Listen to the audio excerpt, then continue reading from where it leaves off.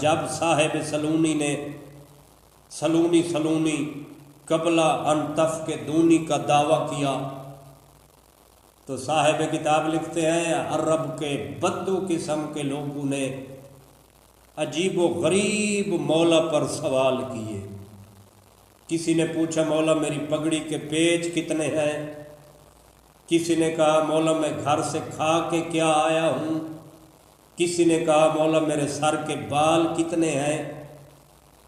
تو ایک بندہ مولا کی خدمت میں حاضر ہوا، حضرت امیر المومنین علی ابن ابی طالب کی خدمت میں حاضر ہوا اور اس نے کہا مولا میں نے قسم کھائی ہے کہ میں ہاتھی کا وزن کروں گا۔ دیکھو کتنا جہل والا سوال ہے، ہاتھی کا وزن کروں گا۔ لیکن کیونکہ امام المتقین کے سامنے آیا تھا، امام نے لوگوں کے ظرف کے مطابق ہر سوال کا جواب دیا۔ جو وہ پوچھتے تھے مولا کسی نہ کسی رنگ میں ان کو صحیح جواب ضرور دیتے، سوال ان کا معقول ہوتا یا نہ ہوتا، سوال ان کا اس قابل ہوتا یا نہ ہوتا، مولا جواب ضرور دیتے۔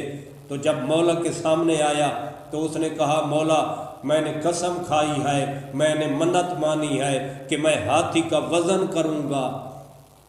تو آپ نے ایک فکرہ ضرور کہا، آپ نے فرمایا ایسی بات کیوں کہتے ہو جو ہے ہی جہالت، اور ایسی بات کیوں کہتے ہو کرتے ہو جس کی تم طاقت نہیں رکھتے، یعنی جو کام تم کر بھی نہیں سکتے۔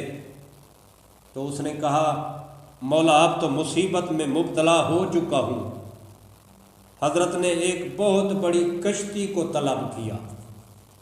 جب اس نے کہا نا کہ مولا میں اب تو مصیبت میں گرفتار ہو چکا ہوں، اب تو میں منت مان چکا ہوں، اب تو میں قسم کھا چکا ہوں، اب تو مجھے ایسا کرنا ہی ہوگا، تو صاحب کتاب لکھتے ہیں مولا اس کو دریا کے کنارے لے آئے، ایک بہت بڑی کشتی کو طلب کیا۔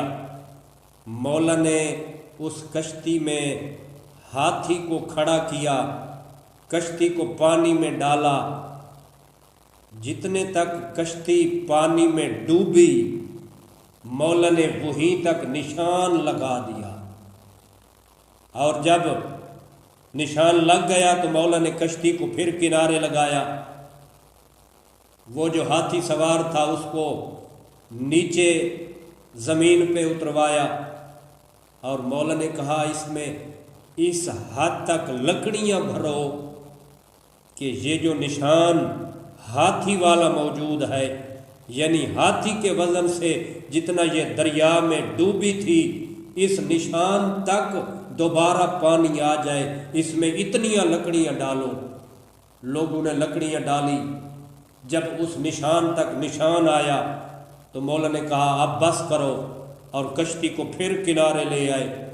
وہ لکڑیاں اتروا کر مولا نے اس کا وزن کرایا اور فرمایا یہ جتنا وزن ان لکڑیوں کا ہوا ہے اتنا ہی وزن ہاتھی کا ہوگا۔